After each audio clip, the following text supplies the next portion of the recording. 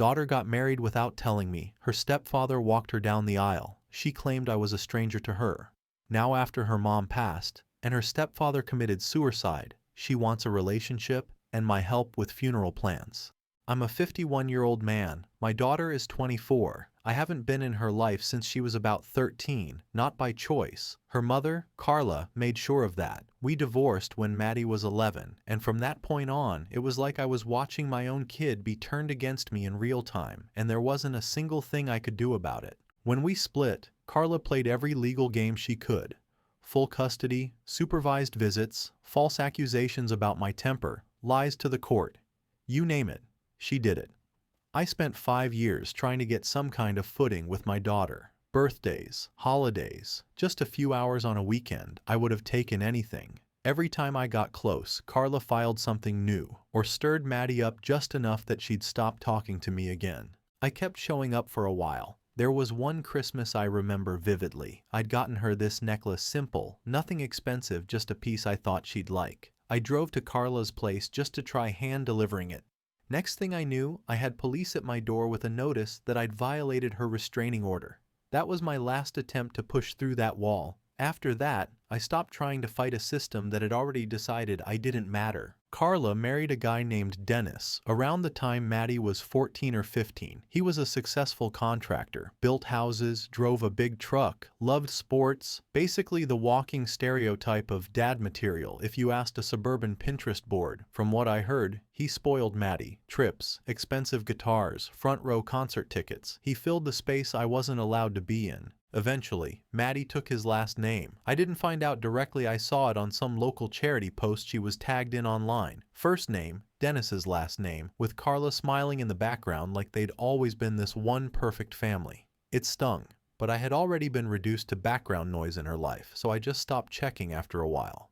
I moved, got a quiet job, focused on my own life. I stayed out of her way completely for a decade. About 2 years ago, a coworker who was Facebook friends with Maddie showed me wedding photos from her profile. I hadn't seen her in years, and there she was, white dress, big smile, walking down the aisle with Dennis holding her arm. What really hit was the caption someone had posted, Maddie and her dad, finally, the big day. I didn't comment, I didn't message, I just went home like nothing happened.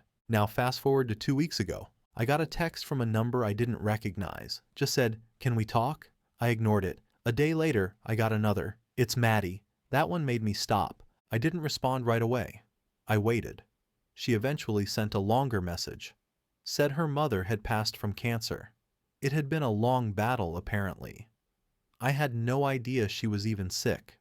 She also said Dennis had taken his own life just a week after Carla died. The way she worded it made it sound like she was just rattling off errands. Mom's gone. Dennis followed. Now I'm alone. She said she didn't know who else to turn to, that she was overwhelmed with funeral planning, legal stuff, estate issues, and needed help. She wasn't asking for money, at least not yet, but it felt like it was heading in that direction. This wasn't some emotional reunion message. It wasn't, "I'm sorry I pushed you away," or "I want to reconnect." It was all logistics. "Can you help with the estate stuff? Do you know anything about probate?" I think some of this might fall under next of kin laws. Reading those messages felt like whiplash. After 10 years of being told directly and indirectly that I didn't exist, that I wasn't needed, that I wasn't a father now, suddenly she wanted to act like we had some kind of bond. I didn't respond. I didn't block her either. I just sat on it, thought about it every night for a week. This girl, the same one who stood in front of 150 people and let another man walk her down the aisle while she called me a stranger, was now asking me to help bury the same people who buried me in her life a decade ago. And the thing is, I'm not even angry anymore. I'm just numb. I already grieved losing my daughter years ago, when I found out she changed her name, when I got served for trying to bring her a necklace, when I watched her pretend I was dead. And now I'm supposed to jump back in and play cleanup crew for the mess these two left behind? I haven't said anything to her yet. I don't know if I will. Part of me wants to just delete the messages and move on like nothing ever happened. Another part of me thinks I should at least acknowledge it, tell her to never contact me again, and get closure on my own terms. What's stopping me is the same thing that stopped me for years, that small, stupid part of my brain that still wonders if she ever looked back and missed me. But I'm older now, tired. I've lived a life without her, and I didn't think I'd ever be put in this position. So yeah, that's where I'm at. The daughter who cut me out and replaced me is now asking me to help her clean up the aftermath of the life she chose instead. She hasn't apologized. She hasn't said she wants a relationship, just, can you help? I don't think I owe her anything, but I still feel like whatever I do next is going to haunt me one way or another. Update 1. After I made the original post, I didn't reply to her messages. I didn't even open the last one. I saw her name and just let it sit there.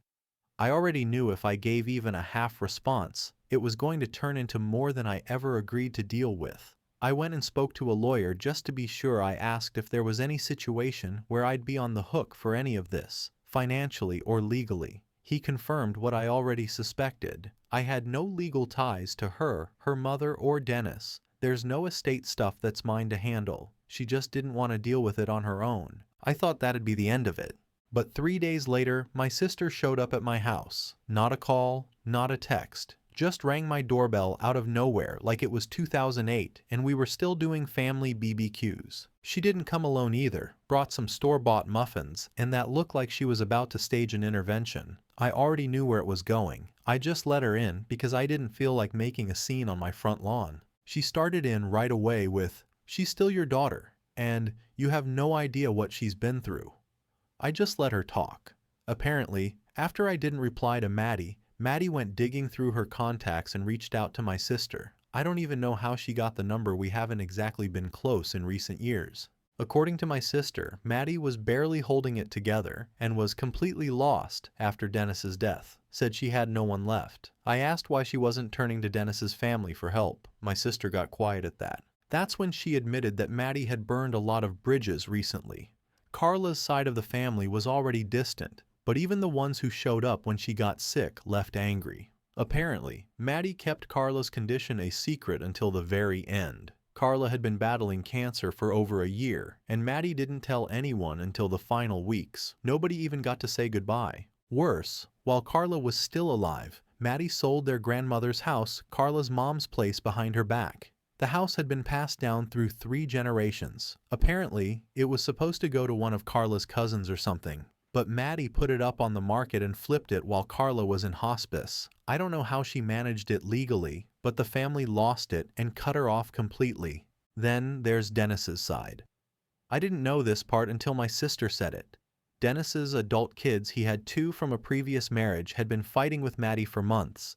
They didn't like how Carla and Maddie handled his care, said they isolated him toward the end and that he hadn't seen his grandkids in over a year. There was already tension building before Carla passed, and Dennis's death made it blow up. Now Dennis's oldest son is threatening to sue Maddie, claiming she manipulated Dennis into making financial decisions while he was emotionally vulnerable. The guy says Dennis was trying to update his will to take Maddie out of it entirely, but he never got around to filing the paperwork before he died, and now Maddie's trying to keep everything. So now she's alone. The rest of the family isn't speaking to her, and she's calling on the one person she publicly erased from her life, me. I asked my sister straight up, why the hell should I step in after all this? Her response? Because you're her real father. I had to laugh at that one. Since when? Not when I was going to court every month for visitation. Not when I was getting served papers just for trying to drop off gifts. Not when I watched a photo of Dennis walking her down the aisle while the caption said, "The only dad I've ever known." My sister started saying things like, "Maybe this is your shot to fix things," and "She was a kid. She didn't know what she was doing back then." But this isn't about being a kid.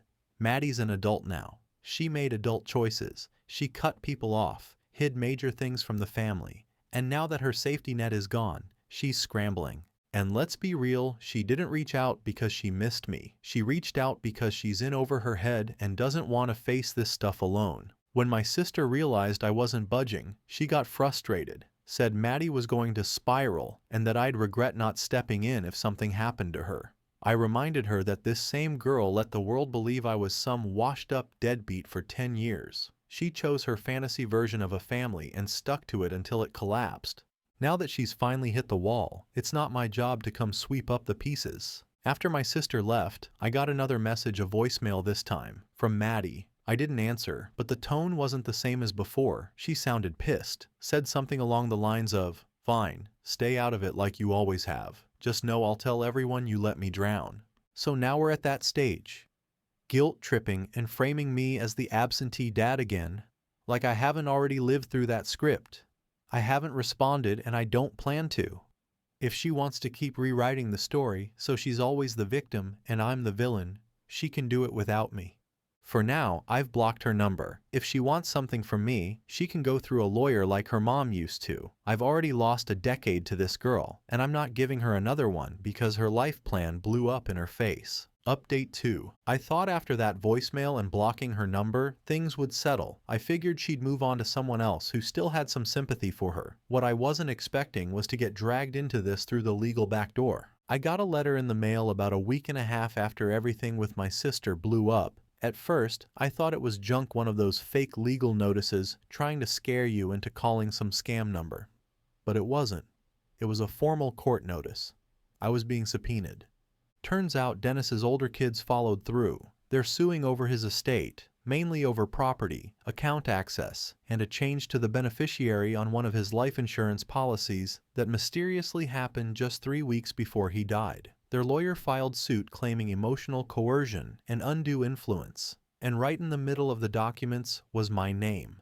I called my lawyer immediately. We went through everything together. That's when we found out Maddie had submitted a sworn statement saying that I'd reconnected with her in the months leading up to Dennis's passing and had helped guide her through the emotional difficulty of losing 2 parental figures. She also claimed we had been rebuilding a father-daughter relationship and that I had offered support and advice as she began navigating estate paperwork and financial decisions. In short, she made it sound like I'd been back in her life quietly the whole time, like I was some silent, noble figure helping from the shadows while she handled things with grace. None of that is true. I hadn't spoken a word to her in a decade until she messaged me after Carla died. Even then, I ignored her. I hadn't given her any advice, support, nothing. But now her legal team had attached my name to this mess and submitted that version of events into court records. I had no choice but to respond. My lawyer filed a motion to correct the record and submitted a formal statement denying all involvement. We attached timestamps from her text, screenshots of blocked calls, and confirmation that I had never signed anything or been present for any discussion involving Dennis, his estate, or anything financial. Still, that didn't change the fact that my name was on the case now. Because Maddie had used me as part of her defense, the court scheduled a civil deposition and subpoenaed me to appear. I wasn't a defendant, but I was now a material witness, which meant I had to get dragged into this thing whether I liked it or not. I sat through the deposition. It was virtual, thankfully, but it was still awkward. Maddie wasn't on camera, but Dennis's 2 adult children were. Their lawyer asked direct questions about how long I had been back in Maddie's life, what kind of role I'd played, if I ever had conversations with her about Dennis or his state of mind, and whether she'd ever expressed concerns about being overwhelmed or needing help. All of my answers were the same. I wasn't involved. I hadn't offered help. I hadn't been around. I wasn't there. That's when the real story started coming out. Dennis's son said they'd been shut out of his life for over a year. Maddie and Carla had apparently gotten full control of his communication phone, email, messages, even his access to his grandkids. The son said Dennis started getting weird toward the end, withdrawing, paranoid about being manipulated, and had even spoken to a lawyer about making changes to his will. That's when Carla got worse, according to messages they'd recovered. She accused Dennis of being senile, said she'd leave him if he tried to sabotage Maddie's future, and even threatened to expose personal details about his past if he went through with the will change. That paperwork never got finalized. Dennis died before it could be submitted. Now Maddie's trying to inherit everything based on a version of events no one else is backing up, and suddenly I'm being painted as some long-lost dad who stepped in like a rock for her during the storm. It's all for optics. She knew Dennis's kids would come after her and figured if she made it look like she had support, especially a parent, it would balance out the image. She didn't want me. She wanted my name. And she figured she could drop it into the paperwork like a prop and I'd never find out or never push back. But now I'm in the system. My lawyer says we're trying to get my name completely removed from future mentions, but it's already on the record. I've had to take time off work, submit documentation, and waste money just to clean up a lie I didn't ask to be part of. And just to be clear, this isn't about family. This isn't about grief. This is about someone who burned every bridge she had, and now she's climbing back over the ashes, using whoever she can find to prop herself up. I don't feel bad for her. I feel used. If this was someone else, maybe a second cousin or distant acquaintance, I could have laughed it off. But this is someone who once called me a stranger. She made a point of telling the world she didn't have a father. She buried me in her past, and now she's trying to use my name to make herself look like a responsible adult while pocketing money that doesn't even belong to her. I've blocked every route she might use to contact me again. I told my lawyer, if her side tries to reach out for any future support or clarification, the answer is no. I've said what I needed to say under oath, and I'm done. My only goal now is to avoid further damage. I want no part in her mess, her inheritance games, or whatever version of the truth she's selling to the next person. Funny how I was a stranger until she needed me to look like family. Update 3. It's been about 2.5 months since the deposition. Since then, nothing. I assumed that was the end of it, at least for me. I'd done what I needed to do, cleared my name legally, stayed out of it, moved on. I didn't expect her to pop back up again, definitely not like this. I work in logistics at a mid-sized company. It's not glamorous, but I've built a decent position. Low drama, decent team, stable hours. I keep to myself and don't talk about my personal life, mostly because there hasn't been much to say. People know I have a daughter I'm not close with, but no one ever pried beyond that. About a week ago, I was in a morning meeting when I got paged over the intercom to come down to the front desk. That's not normal. I figured it was either HR or maybe something with my car in the lot. When I walked out front, I froze. Sitting in the lobby, holding a baby in her arms, was Maddie. Before I could even say a word, the receptionist smiled and said, "She said she was your daughter and wanted to surprise you." I didn't respond, just looked at Maddie. She stood up, smiling like this was some kind of heartfelt moment. She looked too comfortable for someone who had lied in a courtroom and used my name like a pawn just a few months ago. I asked her what she was doing there. She started talking like we were catching up over coffee, said the baby was her daughter, that she'd been trying to figure things out lately, and that she thought maybe it was time her child had a real grandparent in her life. I didn't say much. I told her this wasn't the place for any of this, and that I had to get back to work. She didn't flinch, just kept trying to talk like this was a normal situation, like there wasn't a decade of silence and betrayal between us. I told her again, flat out, that I wasn't going to play family now, and that she shouldn't show up at my job ever again. I turned and walked back upstairs, didn't look back. By lunch, half the office knew. People started coming by asking if that was my daughter, what the story was, why she had a baby, if I was a grandpa now. One guy even joked about how cute it was that she brought the baby in. I shut it down quick, said it was personal, and asked them to drop it. Then it got worse. That same day, around 3 p.m., the receptionist handed me something, said the girl left it for me. It was a small binder, basically a photo album. Inside were old photos of me and Maddie, most of them from when she was little. Me holding her at the park, her at her first recital, a few from Christmas mornings. She had printed them out, put them in plastic sleeves, and left a note at the front that just said, "In case you forgot." I didn't take it home. I left it on my desk until the end of the day and then locked it in a drawer. Next morning, I met with HR. They were polite but clear, said they understood I wasn't at fault, but it had caused disruption. There had been complaints about unprofessional behavior in the lobby, employees distracted, and concerns about privacy, since she told multiple people she was my daughter, before I even came downstairs. I explained the full story, or enough of it, told them I was estranged from her, that she showed up unannounced, and that I wanted a no-contact policy. They asked if I felt safe. I said yes, but I didn't want her anywhere near my workplace again. They flagged her name and told the front desk not to allow her in the building anymore. Still, the damage was done. There are whispers now. My direct supervisor hasn't said anything, but the dynamic's different. I'm under a bit more scrutiny. People think I'm hiding some messy family drama, and in a way, they're right. But it's not the kind they think. It's not some rift that just needs healing. It's the kind of divide you don't come back from. I haven't reached out, haven't touched the photo album. I haven't even looked through the pages past the first couple.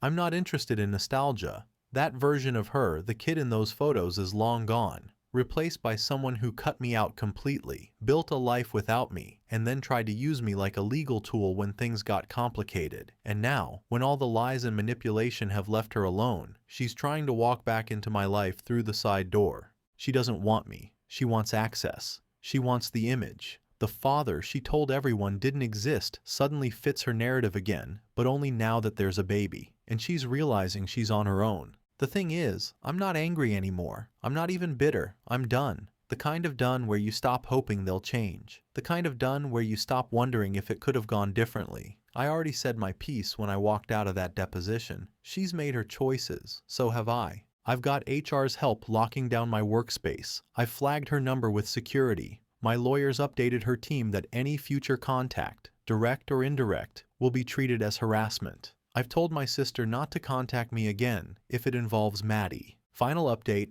it's been a little over a year since the last time I saw Maddie in person. That was when she showed up at my job with her baby and started telling people I was her father again, like nothing ever happened. After that, I made it clear I wanted no more contact. I changed my work security info, filed the necessary paperwork, and moved on. I haven't seen or heard from her directly since.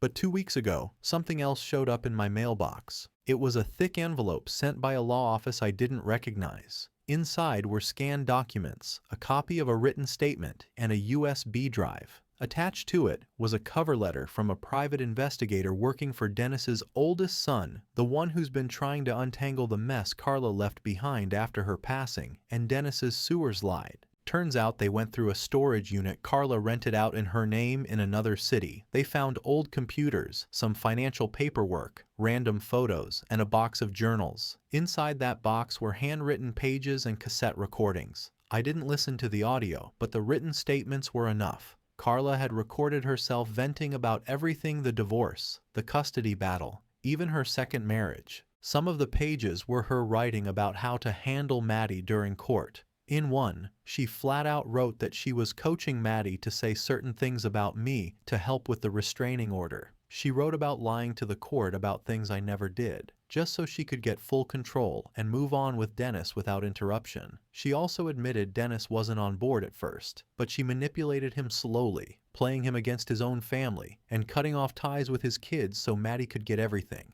That lined up with what Dennis's son claimed during the lawsuit, that Dennis had been planning to change his will, but never got the chance. Carla apparently used guilt, financial leverage, and threats to keep Dennis in line and keep Maddie in the will, and from the tone of the entries, Carla never once seemed to regret it. The investigator wanted to know if I'd be willing to testify or provide a sworn statement now that these materials were being submitted for review in an appeal process regarding Dennis's estate. I told him no. I said I had nothing else to add. He asked if he could use my previous deposition from the first legal dispute. I said yes.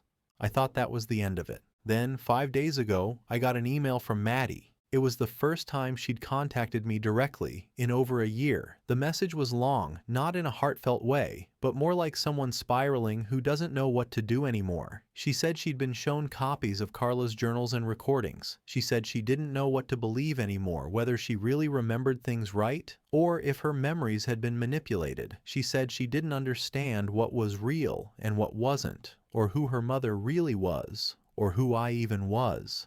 She asked if I'd meet her and help her understand the truth. Not to fix anything, not to rebuild anything, just to give her some answers. I didn't respond. I'm not going to.